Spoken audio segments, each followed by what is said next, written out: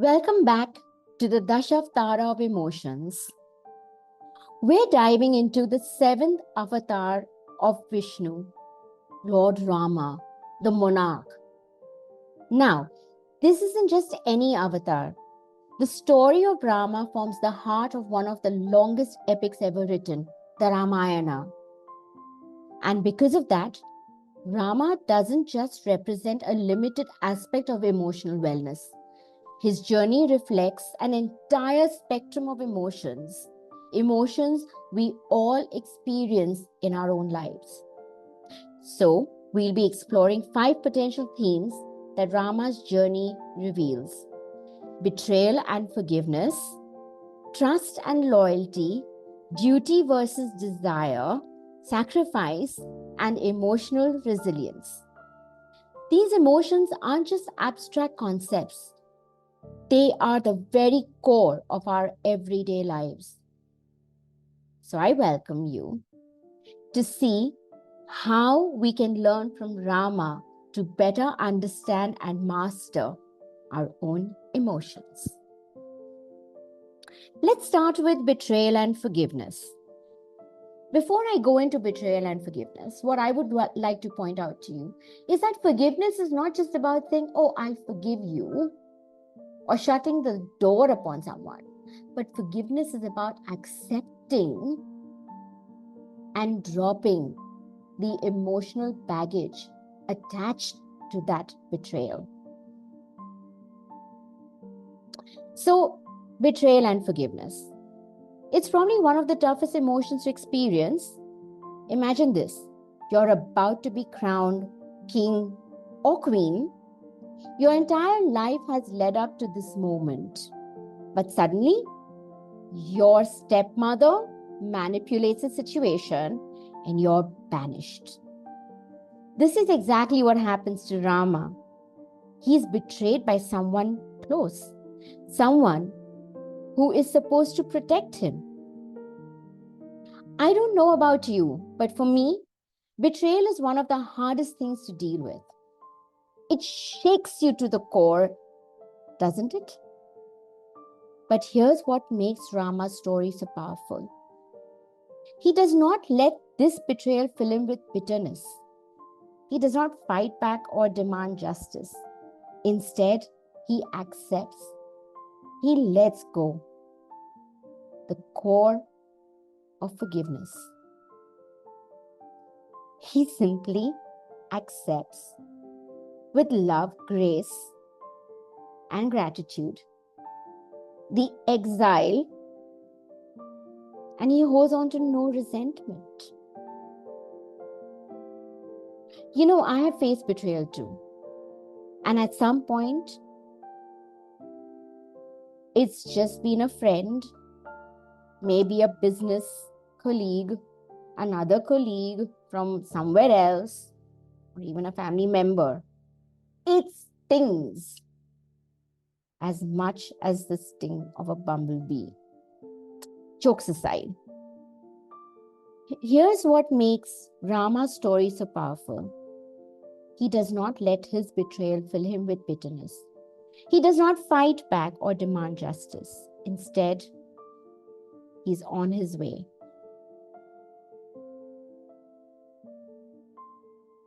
Rama shows us that holding on to anger only deepens the wound.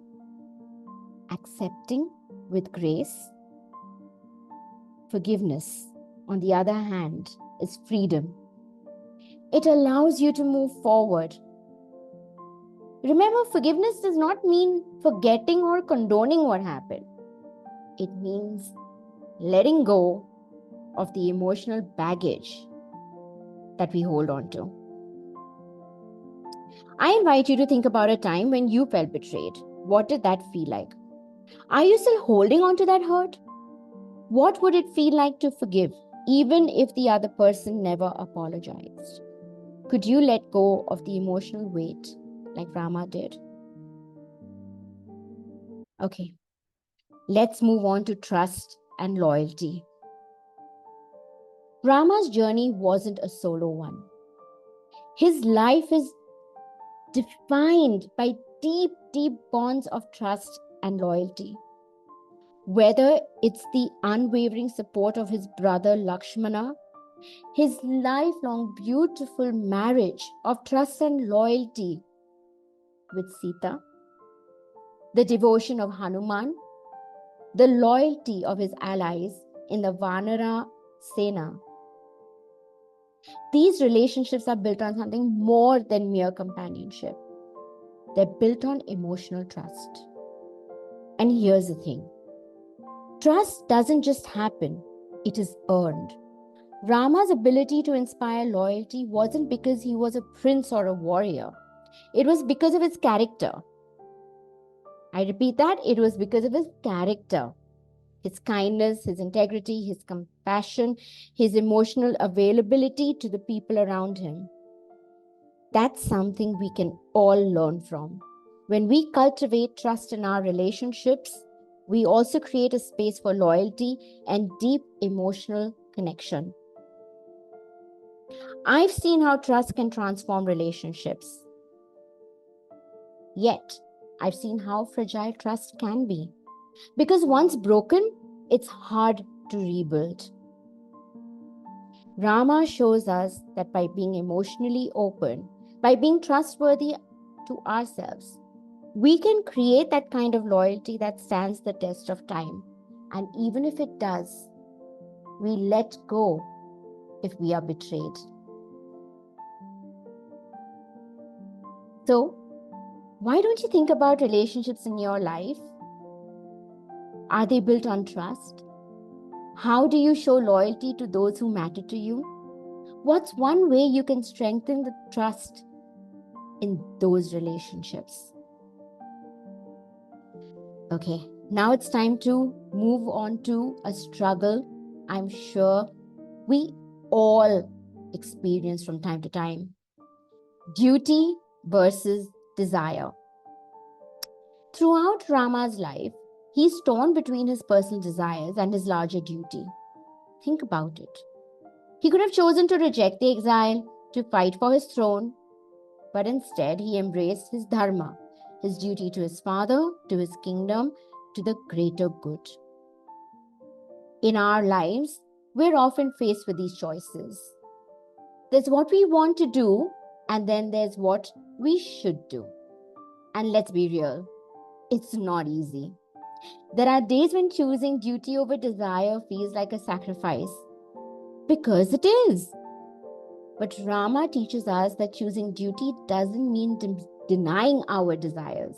It means recognizing that some choices, while difficult, serve a much higher purpose for ourselves and others. To be honest, I've had moments where I've had to choose between my wants and my responsibilities.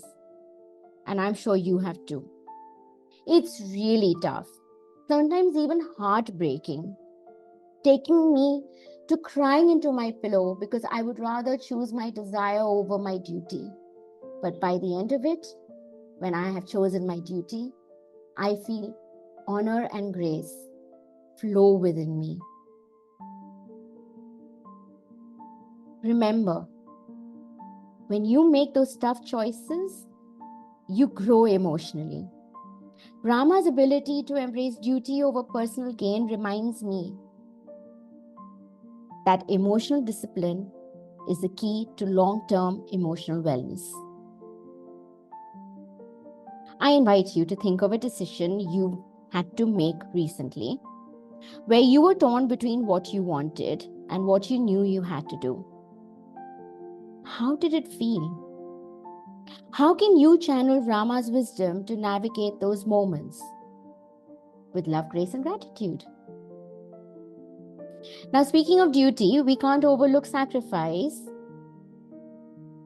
because one of the most profound emotions in Rama's journey is sacrifice. From leaving the comforts of his royal life to facing countless hardships in the forest, Rama's life is a testament to the power of sacrifice.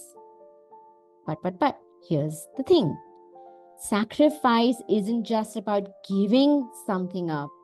It's about letting go for a greater good. It's about choosing long-term fulfillment over short-term comfort. Who hasn't had to make sacrifices in life? I'm sure you have, not once, not twice, not thrice, but so many times. I understand it's not easy, and sometimes it seems unfair. But what Rama's story teaches us is that sacrifice builds emotional resilience. Because by the end of the day, it's not about what you lose, it's about what you gain in strength and character through the act of giving something up. Think about a recent sacrifice you've made. How did it make you feel emotionally? Was it worth it? And looking back, do you see how that sacrifice has strengthened you in ways you didn't expect? And finally, let's talk about emotional resilience. Despite everything Rama faced, the exile, the loss of Sita, the battles with Ravana, he never wavered. He never gave up. And that's resilience. It's not about never feeling pain or avoiding challenges. Rather, it's about pushing forward despite them. Rama's resilience is a reminder that emotional wellness isn't about having a perfect life. It's about having the strength to rise again and again, no matter what life throws at you. What's testing your emotional resilience right now? What's that one challenge in your life that feels overwhelming? How can you find the strength to rise like Rama, to face that challenge with courage? When you question yourself, when you probe, you will appreciate how much more resilience you have, how much more courage you have, and you stop being the victim that you portray yourself to be. Because you're not a victim, my dear friend. You are a warrior. So rise up and rise beyond the narrative of victimhood. Make your choices to let go of the betrayals or to hold on to it. To build trust in yourself as much as trust in others, and therefore gain loyalty and give loyalty to others. Make those sacrifices for the greater good of your own presence and the presence of others. Rise up to your duty and be resilient. Just as Rama shows us that emotional wellness is not about avoiding these challenges, but about embracing them with grace, with a deep sense of purpose. My dear friend, I invite you to reflect on these aspects of your life. Where can you accept and forgive? Where can you rebuild and build further on trust? How can you keep rising even when things feel difficult? Thank you for joining me on this Dashavatara of Emotions, exploring emotional wellness through Rama, the monarch.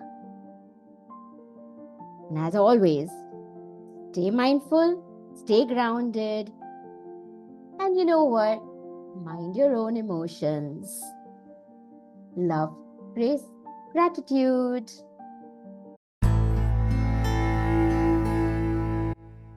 Why? Because अरे क्यों?